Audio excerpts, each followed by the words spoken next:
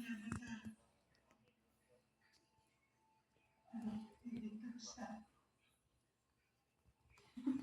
Wala talaga mo. Tinawagan namin si Mrs. Singapore kanina pero hindi kami nakahiram eh. Huwag ka mag-alala Marites, gagawa kami ng paraan. Mag-iikot kami pag-pumunta. Salamat ha. Eh, si... si David, may balita na ba kayo sa kanya? Alam niyo na ba kung ano naging niya ngayon? Iniisip mo ba na pakawalan ng anak mo niyan? Ano ka ba naman, Roda? Kahit ano pang mangyari, anak ko pa rin si David. Marites, kung tutuusin, hindi lalaki ang gulong ito kung hindi niloko ni David si Ramon Montenegro. Siya ang pinagmula ng gulong ito. Kaya si David dapat ang nakakulong dyan, hindi ikaw.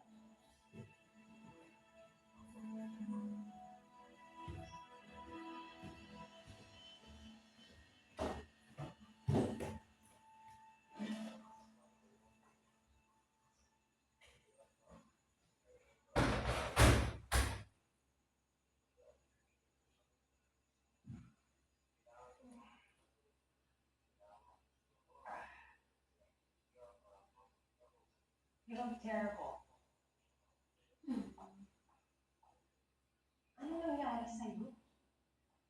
Hindi mo ganap pala yung sa pasugalan ah. Pinadaga ng ama ng good drama ako. Buti nga sa'yo.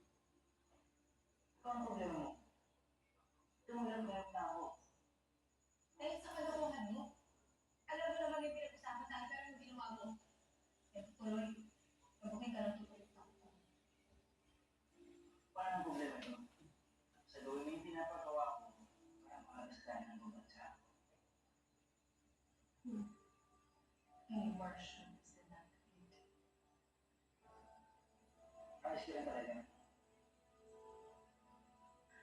Sige. Pilipat mo na sa pangalan mo. Ayaw ka, Beres. Basta, bilisan mo ang galaw mo. Bago mabot na pagkal, yan ang tatanggol. Beres, balik ako sa...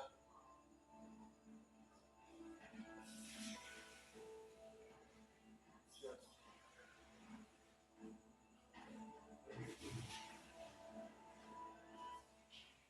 Kahit di, Carnivera, abogado ko. Bagay lang. Kaya rin ang post na nadali. Salita ko sa mga Montenegro. Kaya nagkasikaso.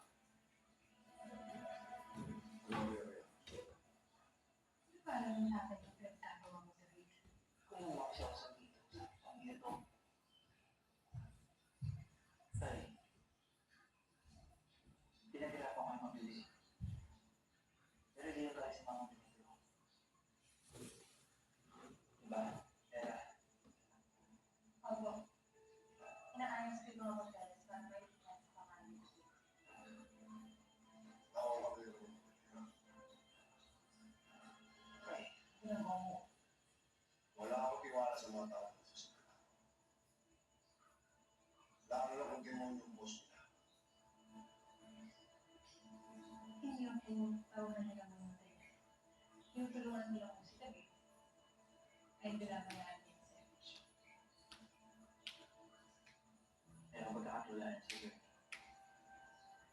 Malinis na abogado yan. Other places to be, nabayaran ko yung mga bills mo. So, wala ko kayo problema.